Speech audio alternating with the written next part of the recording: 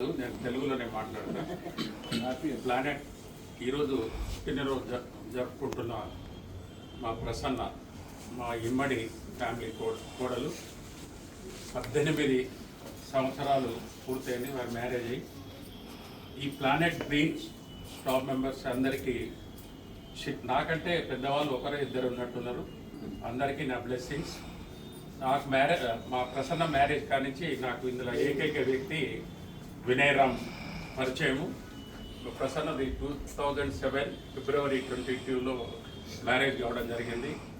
అయితే మా ప్రసన్న బర్త్డే ఇంత గ్రాండ్గా సెలబ్రేషన్ చేసినందరికీ మీ అందరికీ పేరు పేరున ధన్యవాదాలు, కృతజ్ఞతలు.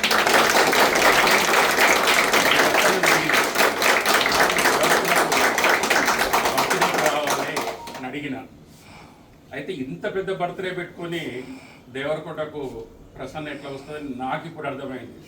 ఇంత పెద్ద బర్త్డే పెట్టుకున్నమ్మా, నువ్వు దేవరకొండకు రా ఈ బర్త్డేకు. లేదు మామయ్య, ఆఫీసులో బర్త్డే అవుతుంది అన్నారు. కానీ ఇంత సర్ప్రైజ్, ఎందుకంటే నా జీవితంలో ఆఫ్టర్ మ్యారేజ్ తర్వాత ప్రసన్న ఆనందం పొందింది, అభూతి పొందింది. నేను ఈ రోజు అనుకుంటే నేను కూడా ఇవాళ చాలా చాలా సంతోషంగా ఉన్నాను.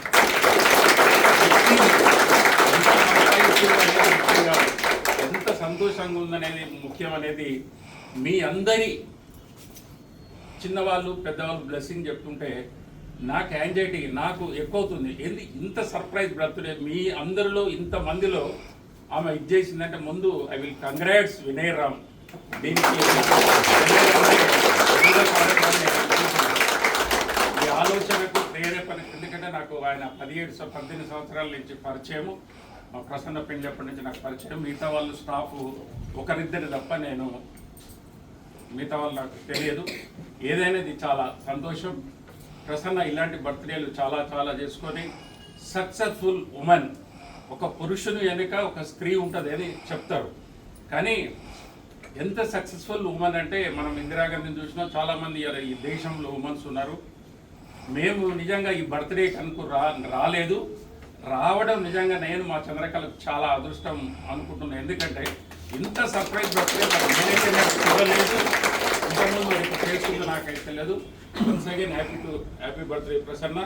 నువ్వు 100 సంవత్సరాలు జీవించి మంచి సక్సెస్ఫుల్ ఉమెన్గా ఇదే తల్లిదండ్రుల పేరు, అత్తమామ పేరు, మీ యొక్క ఆఫీస్ యొక్క సక్సెస్ కూడా నువ్వు ఎలా సక్సెస్ అయినావు మిగతా వాళ్ళని కూడా సక్సెస్ చేయాలని కోరుకుంటూ once again happy birthday Prasanna.